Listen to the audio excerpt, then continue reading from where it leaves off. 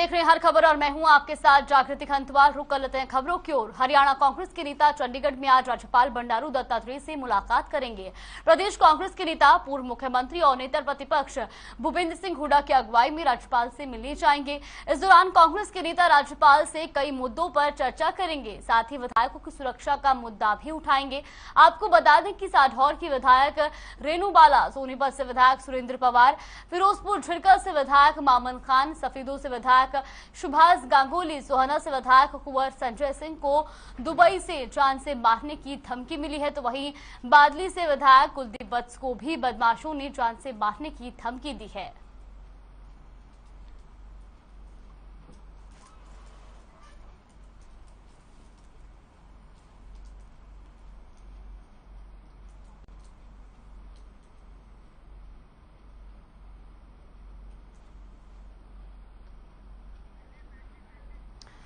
तो आपको बता दें कि नेता प्रतिपक्ष भूपेंद्र सिंह हुड्डा की अगुवाई में राजभवन में जाएंगे नेता, और आपको बता दें कि विधायकों की सुरक्षा का मुद्दा इसमें उठाया जाएगा। तो आज राजभवन में राज्यपाल बंडारू दत्तात्रेय से मुलाकात करेंगे हरियाणा कांग्रेस के नेता, जहां पर विधायकों की सुरक्षा का मुद्दा वहां पर उठाया जाएगा। आपको बता दें कि बीते दिनों कांग्रेस के कई विधायकों को जान से मारने की धमकी मिली, और जिसके बाद आज राजभवन पहुंचेंगे हरियाणा के कांग्रेस नेता, और वहां भूपेंद्र सिंह हुड्डा की अगुवाई में वहां पर सभी कांग्रेस नेता जाएंगे।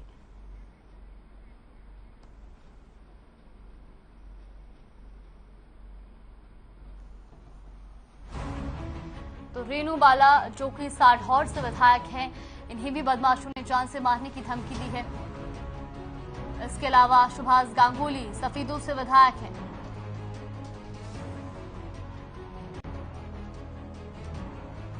सुरेंद्र पवार जो कि सोनीपत से विधायक है, इन्हें भी जान से मारने की धमकी दी गई है।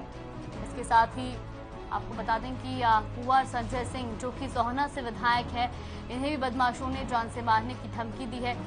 साथ ही साथ मामन खान जो कि फिरोजपुर झिरकल से विधायक है, इनको भी जान से मारने की धमकी मिली है।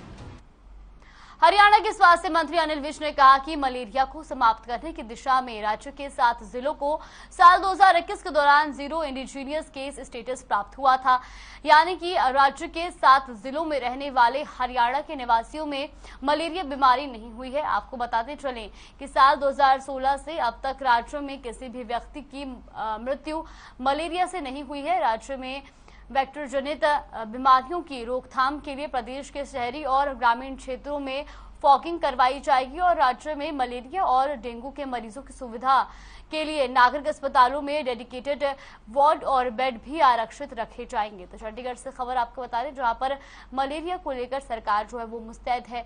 वेक्टर जनित बीमारियों के लिए फॉगिंग करवाई जाएगी, और आपको बता दें कि 6 वर्षों से मलेरिया से किसी की भी मौत नहीं हुई, तो वही 7 जिलों का स्टेटस जीरो इंडिजीनियस रहा है।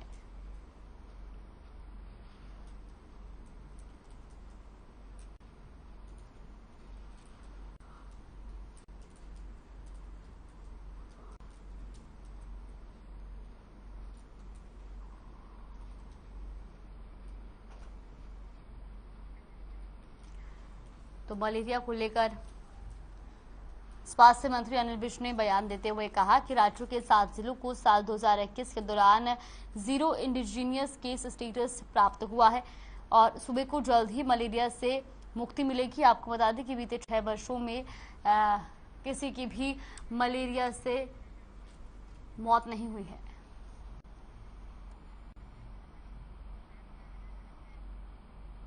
और रुक करते इस वक्त की बड़ी खबर की ओर। बड़ी खबर हिसार से आ रही है, जहां खेदड़ गांव में किसानों ने बड़ा फैसला लिया है। आपको बता दें कि शोक सभा और महापंचायत में ये बड़ा फैसला लिया गया है। प्रशासन को 4 बजे तक का अल्टीमेटम दिया गया है, तो मांगे नहीं मानने पर किसान प्रदर्शन करेंगे।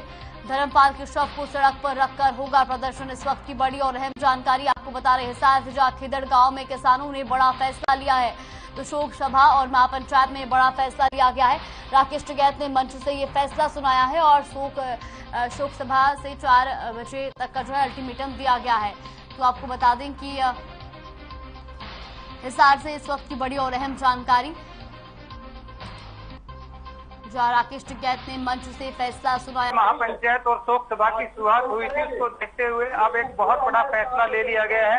राकेश टिकैत ने मंच से फैसला सुनाया है कि जब तक सरकार पूरी तरह से उनकी मांगे नहीं मान लेती तब तक जो शव है उसका अंतिम संस्कार नहीं किया जाएगा। और यही नहीं, 1 घंटे का अल्टीमेटम दिया गया है। 4 बजे तक अगर प्रशासन न आकर के लोग कमेटी से बात नहीं करता तो फिर जो पार्थिव शरीर है उसको हाईवे पर ले जाकर के वहीं आगे का धरना प्रदर्शन जारी रहेगा। लेकिन हाल फिलहाल जो अपडेट है, एसडीएम सहित कुछ प्रशासन के अधिकारी जो मंच पर पहुंच चुके हैं, अभी सरकारी अमला जमला यहाँ पर पहुंचा और कमेटी से वार्ता का दौर शुरू हो सकता है, क्योंकि जैसे ही मंच से ये अल्टीमेटम दिया गया था कि 1 घंटे तक अगर प्रशासन बात नहीं करता है तो शव को सड़क पर ले जा करके रख दिया जाएगा और आगे का धरना वहीं से चलेगा। तो ऐसे में जैसे ही जानकारी प्रशासन तक पहुंची तो प्रशासन के लोग कमेटी से बात करने के लिए पहुंचे हैं जागृति। जी बिल्कुल, और अनूप ऐसे में भी जानना चाहिए कि वहां पर स्थिति देखकर क्या कुछ अंदाजा लगाया जा रहा है, आगे क्या कुछ जो है वो कदम उठाए जा सकते हैं। हालांकि आपने जिस तरीके से बताया कि प्रशासन के भी जो लोग हैं वो वहां पर पहुंच गए हैं।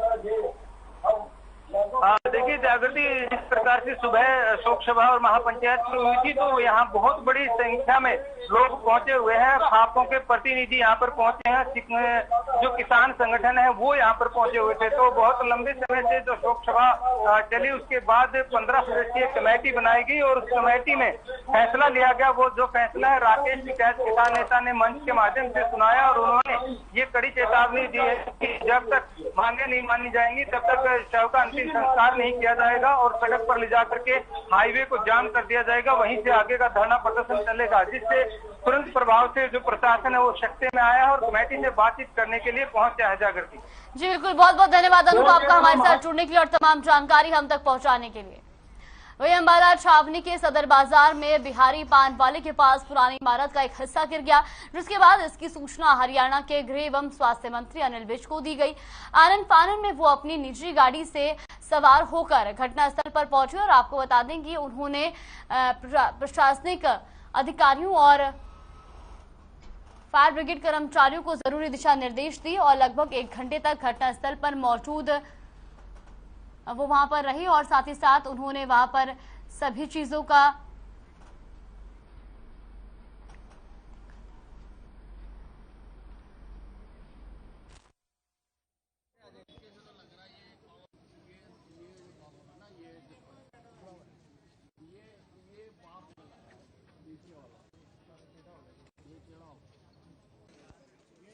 सर पीछे हो जाइए,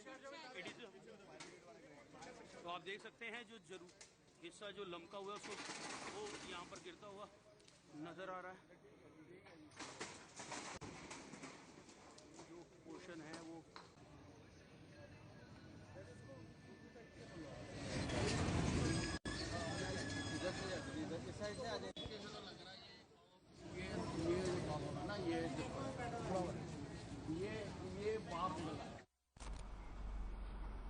हरियाणा के उप मुख्यमंत्री दुष्यंत चौटाला द्वारा गोला चीका को विकास के मामले में 200 करोड़ रुपए से नवाजे जाने की पोल खोलने और सड़कों के मामले में गोला चीका के साथ सौतेला व्यवहार करने का बयान ईश्वर सिंह के गले की फांस बनता जा रहा है और लगातार जनता में आक्रोश फैलता जा रहा है, जिससे जनता सड़कों पर आ गई है और लोगों में इतना रोष बढ़ गया है कि आज लोगों ने विधायक ईश्वर सिंह के घर का घेराव करते हुए कहा कि विधायक की नींद अभी खुली है।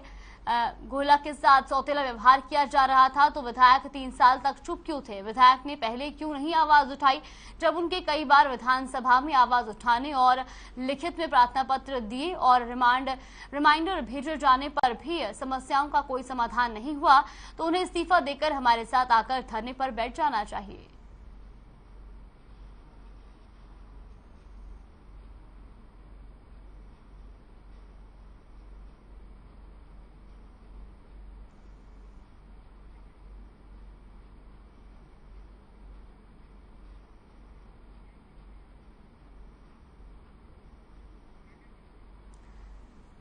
तो आपको बता दें कि गोला चीका की तस्वीरें आपको दिखा रहे जहां पर लोग जो हैं वो बदहाल सड़कों से परेशान हैं और ऐसे में अब लोगों ने जेजेपी विधायक के घर का घेराव भी किया है। लोगों का कहना है कि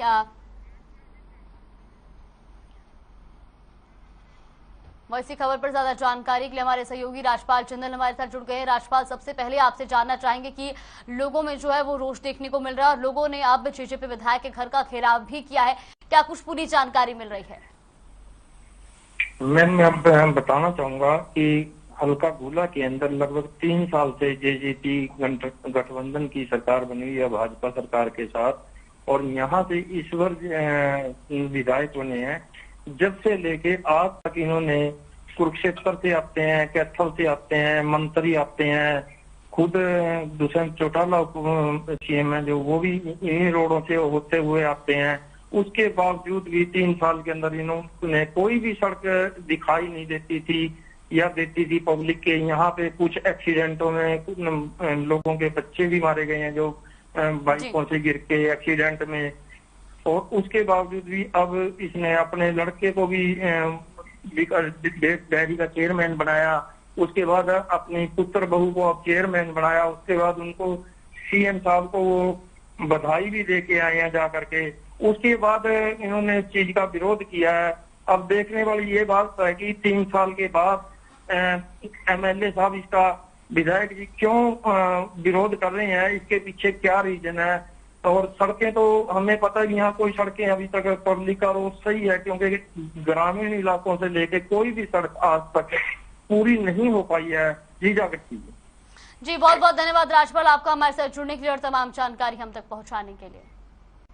हरियाणा के करनाल में पानीपत के नजदीक कोहंड खरोंडा रेलवे स्टेशन के पास शताब्दी एक्सप्रेसवे में सवार पंजाब के एडवोकेट जनरल अनमोल रतन पर हमला किया गया। वो शताब्दी में जिस कोच और सीट पर बैठे थे उस पर अचानक से पत्थर लगा। बता दें कि मूसेवाला मर्डर केस के आरोपी गैंगस्टर लॉरेंस के ट्रांजिट रिमांड के खिलाफ दायर याचिका की सुनवाई को लेकर पंजाब का पक्ष रखने के लिए रतन दिल्ली आए हुए थे, और वही एसएचओ जीआरपी ने बताया कि अंबाला से उन्हें अतिरिक्त सुरक्षा देकर चंडीगढ़ के लिए रवाना किया गया। तो ये खबर आपको अंबाला से बता रहे, जहां पर पंजाब के एडवोकेट जनरल पर हमला हुआ है। पे जो पानीपत के पास किसी अनजान व्यक्ति ने पत्थरबाजी की है, इसमें पंजाब के डबल एजी जो पंजाब चंडीगढ़ हाई कोर्ट में अटेंड करते हैं, वो यात्रा करते हैं कोच नंबर E2 में सीट नंबर 21-22 पर, जिनसे बातचीत की गई है और सब सेफ है, और उनको एक्स्ट्रा सुरक्षा व्यवस्था करके गाड़ी को रवाना चंडीगढ़ किया गया। यमुनानगर के हथिनीकुंड बैराज के पास बनने वाले हथिनीकुंड डैम का प्रारंभिक सर्वे पूरा हो चुका है। डैम के निर्माण को दूसरा चरण शुरू होगा और जिसके तहत डैम के स्थान पर आने वाले गांव बिजली लाइनों को शिफ्ट किए जाने की प्रक्रिया शुरू की जाएगी। सरकार की ओर से प्रोजेक्ट में साझेदार हिमाचल प्रदेश, उत्तराखंड और यूपी सरकार को पत्र भेजा गया है ताकि आगे की कार्रवाई शुरू हो सके। इस बांध के तैयार होने के बाद सबसे अधिक लाभ हरियाणा, दिल्ली और यूपी को होने वाला है। गर्मी के सीजन में यमुना नदी का जलस्तर काफी कम हो जाता है, इससे यहाँ की नहरों में पानी की सप्लाई भी बार बार बंद करनी पड़ती है। लेकिन बांध तैयार होने पर बरसात में तबाही का कारण बनने वाले लाखों क्यूसेक पानी को रोकेगा। और सिंचाई विभाग के सुपरिटेंडेंट इंजीनियर RS मित्तल ने बताया कि डैम में 433.96 मिलियन क्यूसेक मीटर पानी स्टोर हो सकेगा और रबी सीजन के दौरान 4 महीनों में सिंचाई के लिए अतिरिक्त 1000 क्यूसेक पानी मिलेगा। यमुना में भूमि कटाव की समस्या भी सदा के लिए समाप्त हो जाएगी। आदरणीय सीएम हरियाणा ने मनोहर लाल जी ने 2020 में मार्च में यहाँ पर विजिट किया था, तो उस टाइम इन्होंने सीएम साहब ने एक प्रपोजल दिया था कि हम इस पे ऊपर क्यों ना डैम बनाएं, ताकि जो हमारा पानी का नुकसान होता है फ्लड के दिनों में, जो आगे नुकसान करता है, उसको हम आगे फ्यूचर में अपने रबी सीजन में, खरीफ सीजन में हम यूज़ कर पाएँ।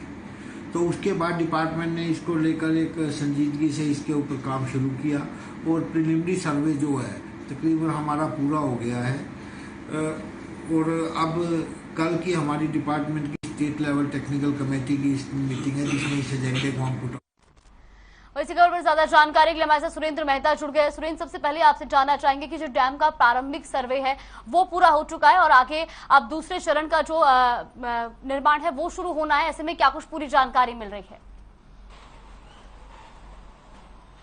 बिल्कुल बहुत बड़ी बात है। मैं कहूँगा हरियाणा के लिए, इसके अलावा हिमाचल के लिए, उत्तराखंड के लिए और दिल्ली के लिए, जहां डैम बनने से बहुत लाभ होने वाला है। अगर बात करें डैम की, तो डैम का जो पानी का स्टोर है वो इतना होगा कि जो बाढ़ के अलावा जो दिन होते हैं 3 से 4 महीने पानी की कमी रहती है, वो कमी दूर हो पाएगी। इसके अलावा जो दिक्कत रहती है बाढ़ के दिनों में, प्रभावित करता है दिल्ली को, हरियाणा को, इसके अलावा उत्तर प्रदेश को, वो बंद हो जाएगा। साथ साथ जो करोड़ों रुपया लगाना पड़ता है हर साल बाढ़ से बचाव के लिए, वो नहीं लगाना पड़ेगा। अभी मैं बात करूं तो इसका प्रारंभिक जो चरण है वो पूरा हुआ है, दूसरे चरण की शुरुआत होनी है। उसके अलावा जो इसका निर्माण है उसको लेकर बात होनी है। इसी को लेकर जो तैयारियां हैं वो की जा रही है। सिंचाई विभाग द्वारा जमीनी स्तर पर काम इसमें शुरू कर दिया गया है। जी बिल्कुल सुरेंद्र, ये भी जानना चाहेंगे कि इसका जो निर्माण कार्य वो कब से शुरू होगा और ऐसे में क्या कुछ जानकारी मिल रही है, कब तक ये जो डैम है वो बनकर तैयार हो सकता है? बिल्कुल, अगर बात करें अभी दूसरे चरण की, तो दूसरे चरण में तय होना है कि कौन सी जगह पे ये बनाया जाना है। और इसके अलावा जो हिमाचल है, हरियाणा है, उत्तराखंड है और उत्तर प्रदेश के कौन कौन से गांव इससे प्रभावित होने वाले हैं उनको शिफ्ट किया जाना है। जो बिजली की लाइनें हैं उन्हें शिफ्ट किया जाना है। अभी कई सारे काम है, इन सारी बाधाओं को दूर करने के बाद इसका रास्ता साफ हो पाएगा। और अगर मैं बात करूं कि कितने टाइम लगेगा, टाइम 3 से 4 साल लग सकते हैं निर्माण कार्य शुरू होने के बाद। और उसके लिए अभी तैयारियां शुरू कर दी गई हैं। हरियाणा के वरिष्ठ उच्च अधिकारी हैं, हिमाचल सरकार से संपर्क में है। इसके अलावा उत्तराखंड से संपर्क किया गया है ताकि जो इलाके की जो डिमार्केशन है वो कराई जा सके और जो गांव शिफ्ट होने वाले हैं उनका जो खाका है वो तैयार किया जा सके। जी बिल्कुल सुरेंद्र, बहुत बहुत धन्यवाद आपका हमारे साथ जुड़ने के लिए, तमाम जानकारी हम तक पहुंचाने के लिए। यमुनानगर में एसपी आवास से कुछ मीटर दूर शहर के मॉडल टाउन में सोमवार की देर रात तेज रफ्तार कार ने 2 घरों के चिराग बुझा दिए। कार की टक्कर से बाइक सवार 2 दोस्तों की मौत हो गई। हादसा इतना जबरदस्त था कि बाइक सवार दोनों दोस्त करीब 70 फीट दूर दीवार और पेड़ से टकरा गए, जिससे मौके पर ही उनकी मौत हो गई। जबकि हादसे के बाद आरोपी कार चालक मौके से फरार हो गया। सूचना पर पहुंची पुलिस ने शवों को कब्जे में लेकर पोस्टमार्टम के बाद परिजनों के हवाले कर दिया। साथ ही परिजनों की शिकायत पर केस दर्ज कर आरोपी कार चालक की तलाश शुरू कर दी है।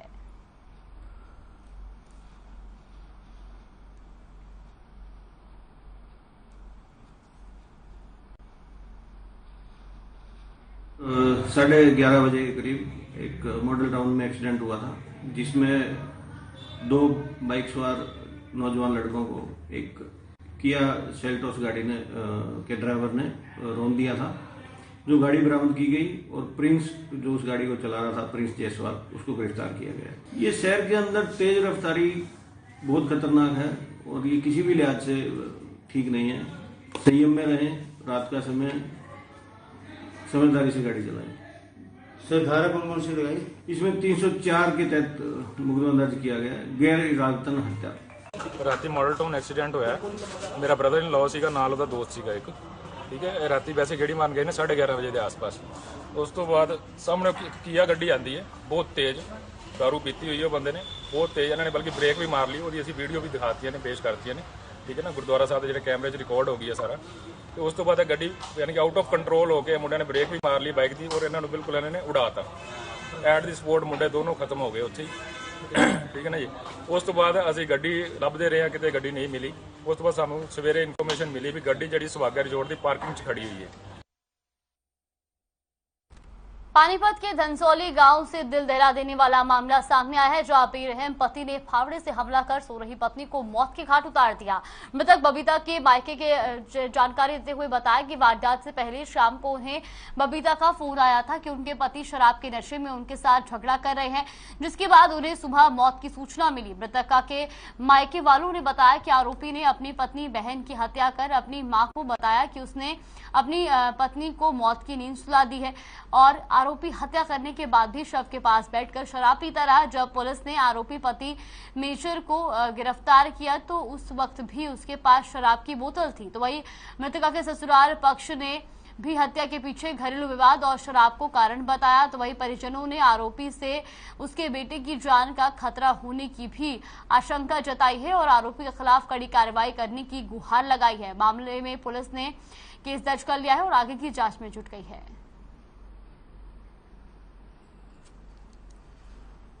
कई बार झगड़ा कर रखा है हमारे साथ में, पहले भी मारधाड़ हुई है, हम समझौता करवा के भी गए थे, ये रात को इसने ये काम किया है इसके साथ में, तो तेजधार हथियार से हमला हो रहा है इसके ऊपर, इस कारण इसकी मौत हुई है। झगड़ा करता क्यों करता? ये नहीं, ये शराब पीता है डेली वेज, इसको रोकते थे, झगड़ा होता था। किस चीज से मारा इसको? ये नहीं पता है। रात को भी झगड़ा था? कल भी झगड़ा हुआ था? हाँ, कल भी शाम को भी हुआ था। कल दिन में हमारे पास फोन आ रहा था लड़की का। क्या बताऊं, उधर घर का मसला है, क्या बताऊं किस बात पे। जब भी आए थे, जब भी उसको कह के गए थे, फिर उसने अलग दीवार भी खींच ली, इसके बरोटे भी आए लिया गिरा करती, डांगरा का भी करया करती, और ये तो छक्का बेवड़ा था, लेकिन इसका अकेले हाथ नहीं पाओगा। हम तो ये कहें बेइंसाफ मिलना चाहिए हमें। हाँ, इंसाफ मिलना चाहिए। क्या लगता है और लोग भी शामिल हैं इसमें? हो सकता है, हम क्या कह सकते, लेकिन हो सकता है, इंसाफ होना चाहिए। खबर नारनौल से है, जहां रामनिवास लोहान की याद में पुरस्कार वितरण, सम्मान एवं पौधारोपण कार्यक्रम किया गया। कार्यक्रम में जिला मौलिक शिक्षा अधिकारी धनपत सिंह विशिष्ट अतिथि के रूप में पहुंचे। मौलिक शिक्षा अधिकारी धनपत सिंह ने कहा कि मैं विद्यार्थियों से अनुरोध करता हूं कि पौधारोपण करके उसकी देखभाल भी करें, और हम इस आयोजन को तभी सफल बनवाएंगे जब पिछले साल पौधारोपण किया था उनको सही तरीके से उनकी देखभाल की जाए ताकि वातावरण को शुद्ध रखा जा सके। आगे उन्होंने कहा कि शिक्षा विभाग की ओर से हर साल पौधारोपण किया जाता है और इस बार भी जिले में 50,000 पौधे लगाने का टारगेट दिया गया है। कार्यक्रम के आयोजक अजय लोहान ने बताया कि स्वर्गीय हेडमास्टर रामनिवास लोहान की 12वीं पुण्यतिथि के अवसर पर मॉडल स्कूल प्रांगण में एक त्रिवेणी लगाई गई और जिसमें कक्षा 6 से 12वीं तक के मेधावी बच्चों को सम्मानित किया गया और बच्चों को 500 पौधे बांटकर पौधारोपण कर जागरूक किया गया। आज इस नारनौल हल्के के नारनौल के सीनियर सेकेंडरी स्कूल जो मॉडल संस्कृति स्कूल है, यहाँ पर पौधारोपण के लिए पहुंचे हैं और पौधारोपण में यहाँ पर त्रिवेणी का आयोजन किया गया है। और जैसा यहाँ से जानकारी मुझे मिली है और जो अजय यहाँ पर एज ए गेस्ट के रूप में काम कर रहे हैं, इनके पिताजी यहीं इसी विद्यालय में लगभग अपनी सेवाएं दी है इन्होंने पूरी की पूरी, और उनकी आज पुण्यतिथि में इन्होंने हर साल वैसे स्कूल के अंदर जैसे रिकॉर्ड बोल रहा है कि गेट हर साल इन्होंने 3 गेट का निर्माण किया है और हर साल इसी तरह से अपने पिताजी की याद में त्रिवेणी लगाते हैं। जो अंकल जियों की याद में इतना खूबसूरत प्रोग्राम किया हुआ है और जो गवर्नमेंट मॉडल स्कूल है जो नारनौल का, जहाँ पर इतना अच्छा आयोजन किया है और इतना खूबसूरत प्रोग्राम किया है, उसके लिए मैं पूरे स्टाफ का धन्यवाद करती हूँ। और आज का आयोजन खासकर मैं देखती हूँ और हमेशा जहाँ भी मैं बधाई देती हूँ पूरे विद्यालय को कि इन्वायरमेंट को लेकर के इतने सीरियस हैं कि 500 पौधे लगा रहे हैं और बच्चों को भी मोटिवेट कर रहे हैं। अभी भी मैं त्रिवेणी लगा के पूरे स्टाफ के साथ आई हूँ, तो बहुत अच्छा लग रहा है मुझे। और साथ में रोल मॉडल का बुलेटिन में फिलहाल के लिए बस इतना ही। आप देखते रहिए हर खबर।